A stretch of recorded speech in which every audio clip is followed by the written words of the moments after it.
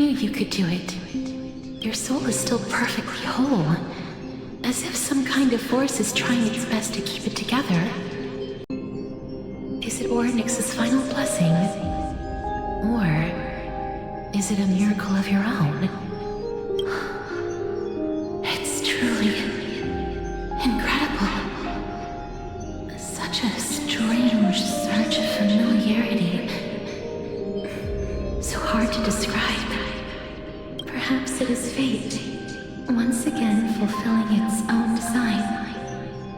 Or perhaps it is the laws from beyond the sky, so familiar to you, that intertwined our fates long ago. It seems that this is the riddle which cannot be solved anytime soon. The sensation of becoming a demigod is truly wondrous. It's as if the river of souls is winding its way through the depths of my spirit, transforming with each breath into a fine rain that nourishes the world.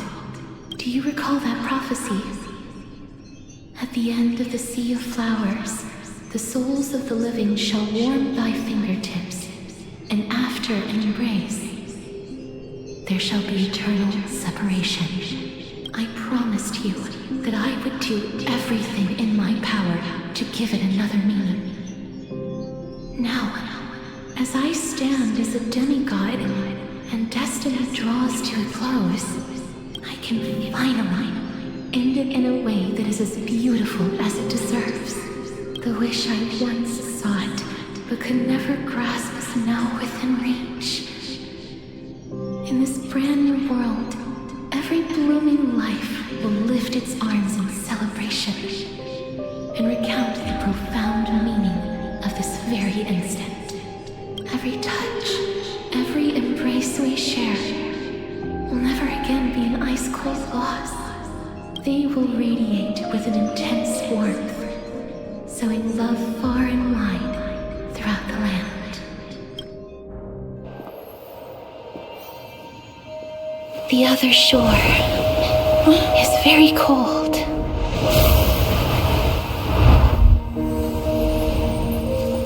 May I borrow your warmth one last time? Thank you for fulfilling this wish of mine. The place I'll be going to is what humans call the Land of Sorrows. But with this heartbeat and the residual heat of this embrace, I shall turn the nether realm into a gentle place of rest.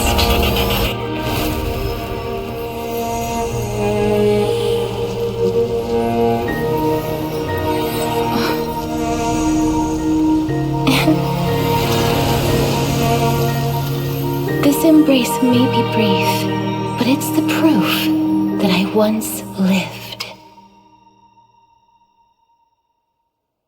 Farewell, then. May we reunite in the new world.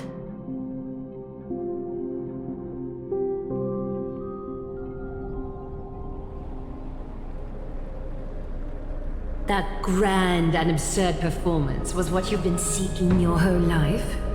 I gave up everything in search of truth, and it culminated in this very moment. You, on the other hand, performed as I expected. You did not hesitate when you saw the chance to attain power. It's as if you Crave power, like a fly craves rot. Those are your words, not mine. But what you said at the end, did you already know what I had planned for Thainan? I may have lost an eye, but my vision is clearer than anyone else. You've nearly exhausted your humanity. You're no different from my current state as a walking corpse. That's true. I've long since burned to ash over the past 1,000 years. Only he is capable of unleashing a raging fire that rivals our final great enemy, Aquila. So, This is our last chance. How about we let go of the bad blood between us? May I resonate with your core flame, Aglaya? Please do. That's impossible. To persist with your soul thinned to such an extent. You're insane. Just as you fight to lug your corpse onward to complete your unfinished goals, I have my own reasons for doing this. Until Finan grows into his position as the prophesied leader, I must continue to lead everyone on the flame chase journey. I must keep inching forward, even if only as an empty shell. I've long predicted this was the case, but I didn't think you'd already lost so much. How ironic. We would have avoided so many misunderstandings if you and I had just spoken this candidly before. But casting aside our ideological differences, there is one thing you and I agree on. Finan. Yes. He was born to be a hero. He understands the hearts of the people, and I can confidently say he is a far better leader than you. Only he is capable of fulfilling your mission. Sadly, he is a man cursed by Nestia. But by my estimates, his horribly elaborate sense of style should not impede Era Nova. Congratulations are in order. We found common ground at the very end of our destined paths. When you put it that way, it makes me want to take back what I said. Aglaya, we're back. Come welcome our great hero reborn from the ashes. I hope he didn't hear your earlier assessment. It wouldn't be the first time I criticized him. A man should be aware of his own shortcomings.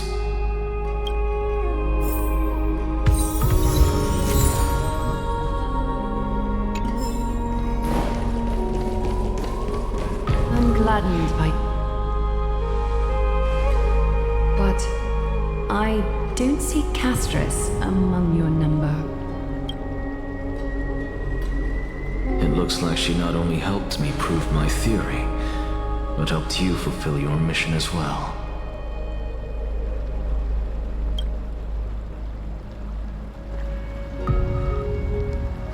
She might not have been able to change her fate, but she still wrote the final verse of her epic herself. Trinan, please recite the prophecy for us. Trailblazer, please surrender that scalding core flame for us as well. You are the only life she ever saved by her own hand in her 1,000 years on this earth. I believe no one is more qualified for this noble task.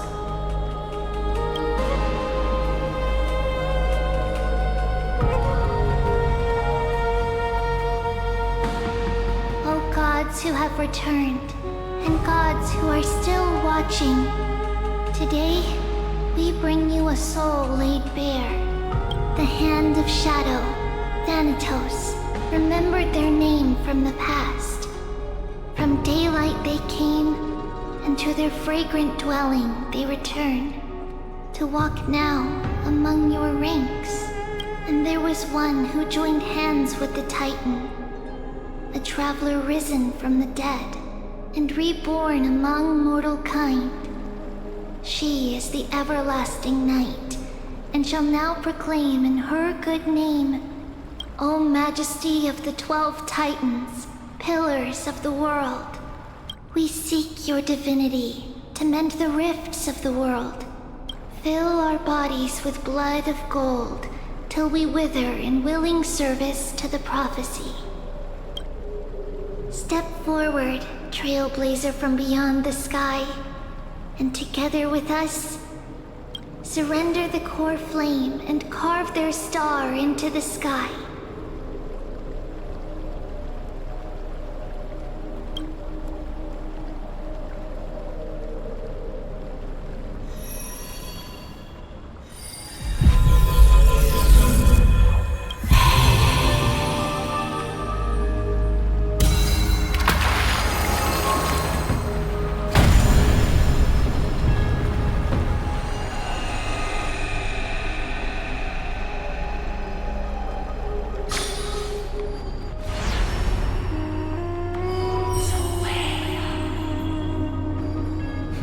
constellation for death. For life and death, to be more precise.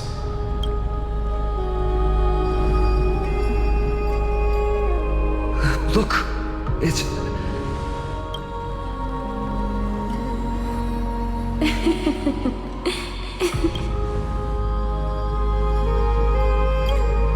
No, it's only a divine echo. I think she's here for the trial.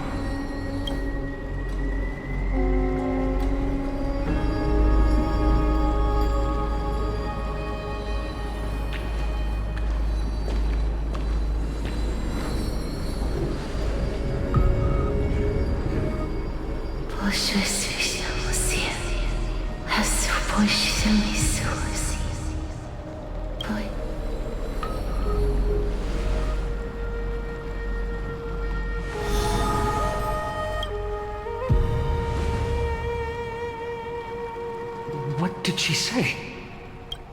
That's the language of the Titans. Castorice. No. The Titan. They said, I have illuminated the cold shadow of death. Onwards. For your path to the future is bright and its flame eternal.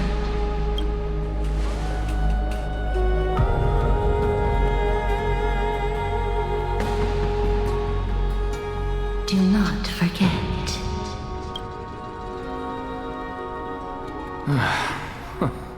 She made quite a scene. I suppose it's my turn now. I won't stop you. Professor, you... What's with that look? You were present. So, let's get this execution over with. We wouldn't want to bring shame to Akima's divine laws or keep me from creating a new world. You never change, do you, Professor? I don't understand. If your theory is correct, you'll lose all memories of your past life once you become a Titan. So what's the point of becoming a god? Of course there's a point. Even if I forget who I am, I'll still have my brilliant mind. It goes without saying, I'll find a way to retrieve memories of my past life. Besides, I still have you, don't I? I still don't really understand what you said during the assembly. Even if it were true, things reforged from memory could never be the same as the original anyway. Then allow me to tell you right now that you're wrong. What exactly are we? My answer is that the Chrysos heirs are the future Titans and vice versa. Of course, this answer only applies to us. So, what are we when it comes to regular mortals? The very essence of the world, our souls, are tiny invisible seeds that hold records of each person's memories of the world. And we are the buds that sprout from these seeds to grow into great trees. Is that what new sporism means? Correct. Once our physical bodies are born, we become new extensions of the world.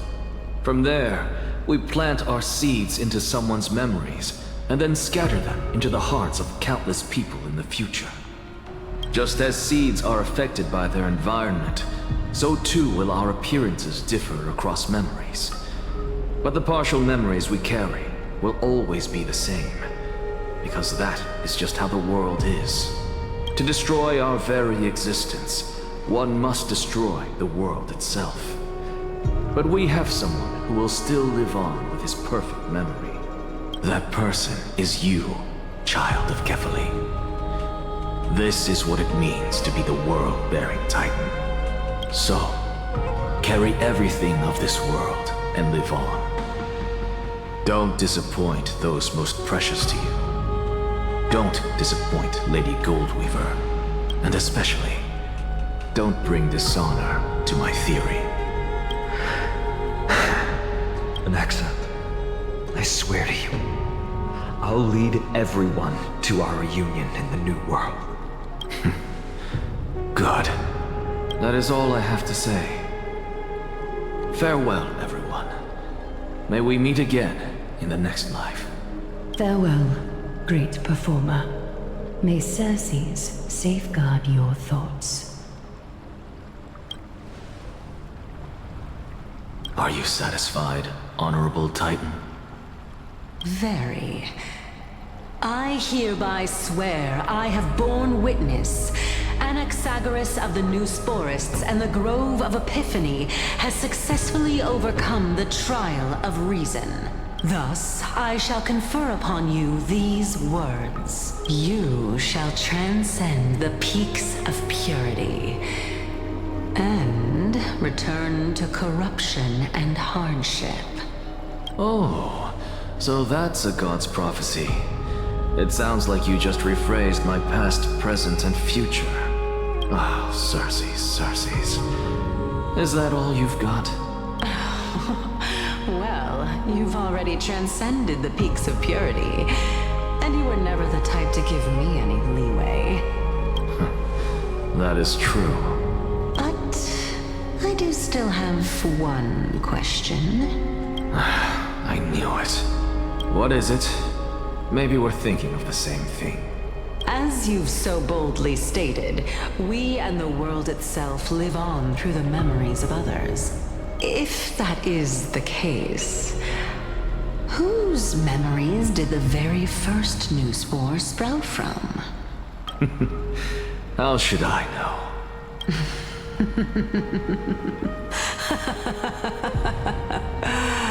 Oh my. But since we are both equally curious, we should allow the children of humanity who come after us to investigate in our stead.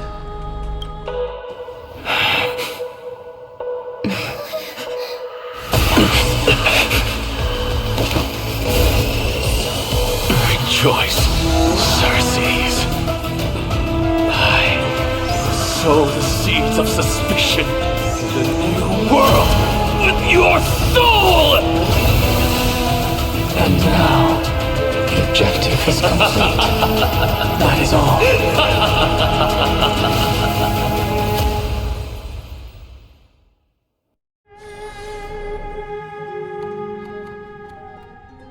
Thankfully, she's still alive. Was March 7th also in this condition when she was first rescued by the Express?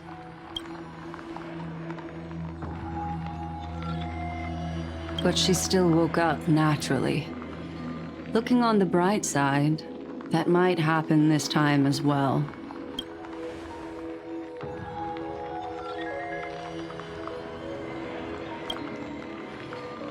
I do not have conclusive evidence, but judging by her current condition, perhaps March 7th's memories have been hijacked.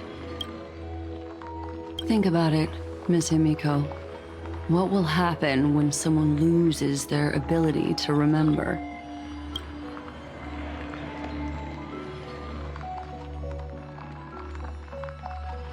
Unfortunately, short-term memory is an entirely different concept from the inability to remember.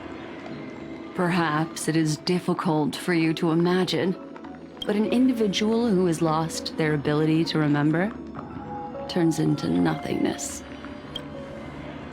The belief of the Garden is that everything in this universe can be interpreted through memories. This is the driving force behind the continuance of this path. The past is made up of memoria, while the future is a possibility that will eventually be converted to memoria.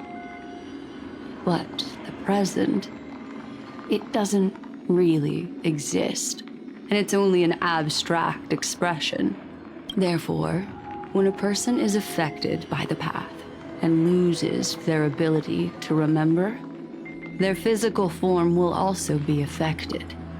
These ice crystals are a manifestation of that.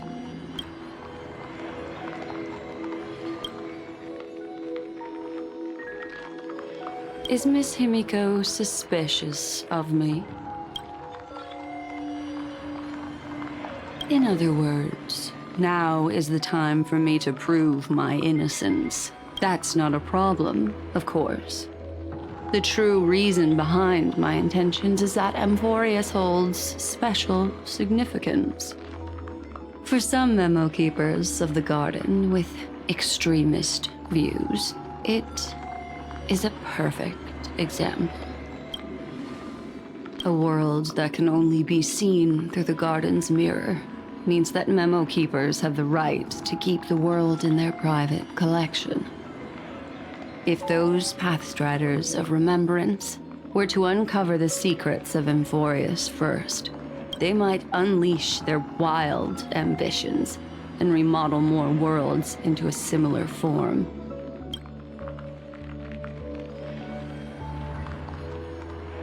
I chose to remain quiet before, because I did not want to involve you in the garden's internal conflicts. You can be even bolder with your guesses. The people that I'm talking about, they aren't just individuals. They are an organization that has already attached itself to the pinky finger of Fu Li. I cannot be certain, but at the very least, they are capable of doing so. I am deeply sorry about what has happened to March 7th, but the deal that I propose still remains a fair one. Amphoreus is still an excellent destination, and investigating further might allow us to uncover the truth behind the accident. Miss Himiko, the wisest choice right now is for us to continue cooperating.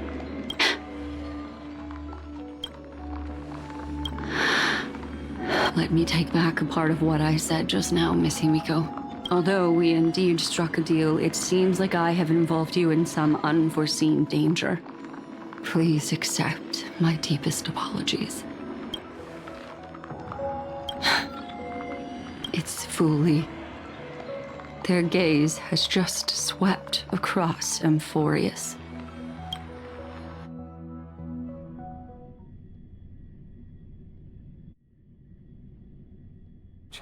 Oh, how interesting. I never expected a mere memo snatcher to be actually hiding so much inside her head. What's even more interesting is that the word Amphoreus has appeared in her subconscious. This lady seems to be having fun. Is she usually like this? It's, hard to explain. What are you two whispering about? Has it not occurred to you that I can hear everything clearly? Please pardon me, Madam Herta. Would you mind sharing with us what you've discovered? The ones who need help are the Astral Express. You will have to put up with my methods, even if they are rather unconventional. Let's get back to the topic. By using the fourth mirror, I rummaged through the brain of this memo snatcher and learned a good deal. Not only does this person know of Amphoreus, but there are also many memo keepers who are interested in the place. I searched through her consciousness and found the following terms: the Eternal Land, the Rejected Land, and the private collection of the Garden of Recollection. It seems like Miss Black Swan is indeed hiding some things from us. Since I'm not able to find any useful clues from the outside, why don't I personally visit this mysterious Amphoreus? You're planning to head to Amphoreus yourself? Yes, but not in the flesh like you all foolishly did. See these Herta mirrors?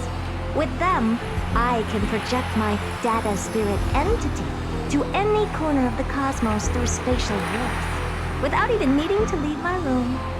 But of course, these corners of the cosmos must be within the coverage zone of inter-astral peace communications. After all, this is collaborative technology. I see. You do seem like the more indoor type. Although that star zone is not within the network of the IPC, the Express itself can serve as a signal station. Come, give me the astral chart coordinates. Then, sit back and enjoy the show.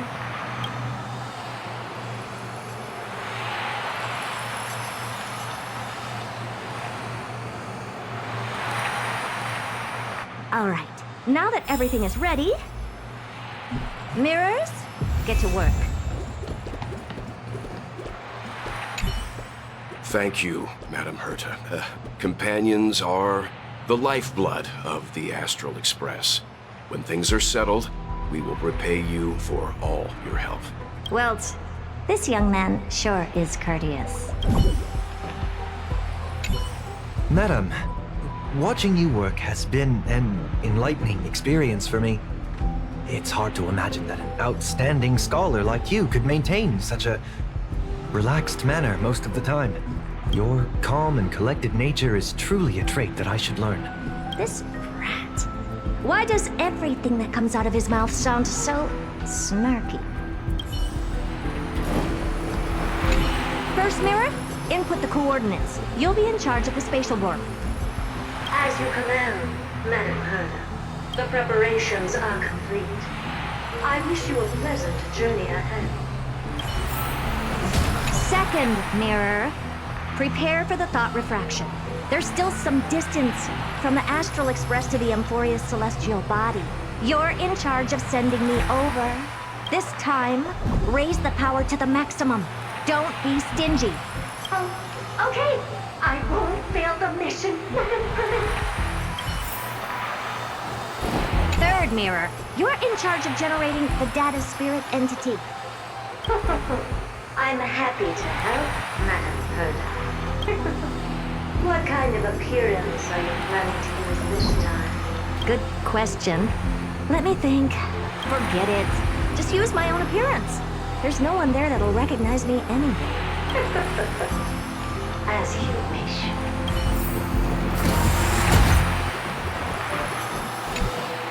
Preparation of the data spirit entity complete. Thought refraction at max power. Excellent. First mirror. Let's get going. Have a safe trip, Madam Herta. May your journey yield good results. Coordinates input complete. Preparing to activate spatial warp. Destination, unknown celestial body. Amphoreus. Spatial warp countdown. 5, 4, 3, 2, 1. Warp activated. Oh! So that's Amphoreus? Its appearance is... sure is unique. Second mirror. Prepare for thought refraction. It's time to send me in. Alright, please read the safety protocols carefully. Can't you hurry up? Yes, ma'am.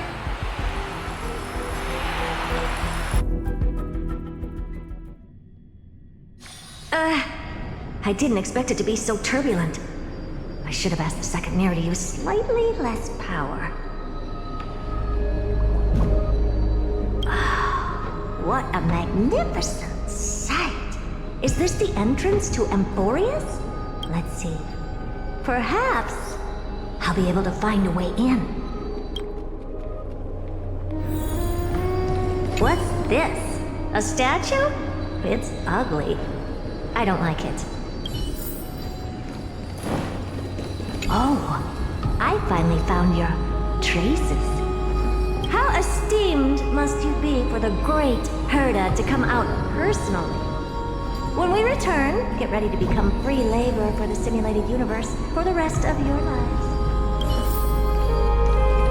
What's this? How creepy. Oh, it moves? Who are you trying to scare? It's either a projection or a fake. There doesn't seem to be much to take note of. Now then, how am I going to get into Amphoreus? My deepest apologies, esteemed lady. I'm afraid that you cannot proceed further. Who's there? Your visit, although not part of my calculations, is a pleasant surprise.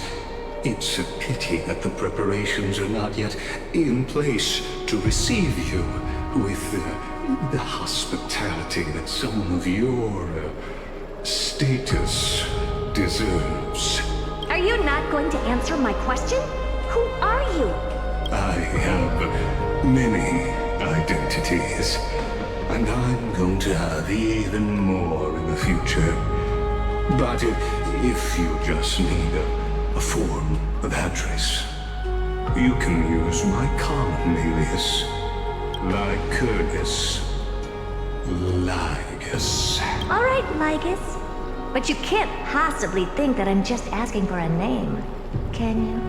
Regrettably, I do not have the authority to share more information. However, standards are always flexible. While not violating the ultimate agreement, I'm able to disclose this piece of information. As you thought, this is the entrance to Amphoreus. Now, please, kindly turn back. Amphoreus is not a world that you should be involved with, regardless of what kind of magnificent achievements you have accomplished. This place will not open its doors so easily. You seem to understand me very well. Then you should know that I have no reason to listen to you. Your reaction is completely within my calculations. Despite my long years as a watcher, it seems like my assessment of human nature still remains accurate. From you, I'm able to sense a beautiful desire for knowledge. But my answer remains unchanged. Madam, it is with the utmost goodwill that I suggest you return to where you came from. Let's assume for a second that I'm not so well-mannered, and that I insist on uncovering the secrets hidden behind you, Mr. Lygus. How do you plan to dispel this notion of mine? Within the scope of the ultimate agreement, there are 178,244 logic chains at my disposal to convince you.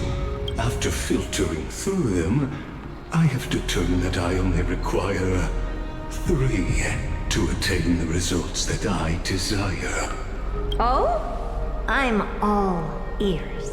First, for reasons that cannot be disclosed, Amphoreus is a completely isolated celestial body. Apart from me, no one else will be able to help you enter. That's not a good argument. Second, if your plan is, as you've alluded to previously, to force me into cooperating by showing hostility, do know that, just like you, I have basked in the gaze of the erudition. I stake my honor and assure you that, in the worst-case scenario, our mutual destruction will be inevitable. Oh, no wonder I couldn't find a back door. When I did a scan of our surroundings, the safety protocols on you are comparable to Screwy's. How interesting. I assume that you still wish to hear the third logic chain? Of course. Why wouldn't I? Third, even if you exhaust all your means and find a way to break through, you will surely give up once you understand the consequences of your actions. After all, throughout your long life, as much as you'd hate to admit, your conscience has played a crucial role. What a brazen robot. You think that you can actually understand me through your paltry calculations? But since you put it that way, why don't you tell me what these consequences will be? It concerns the third path that is entangled with Amphoreus. A path that you and your friends still very much lack understanding of. The destruction.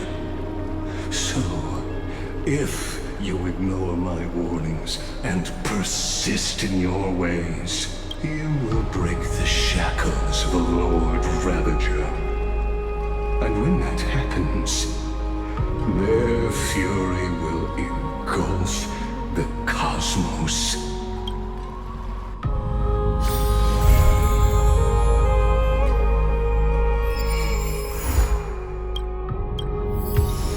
Life is as ephemeral. Well, as dew on a leaf, and full of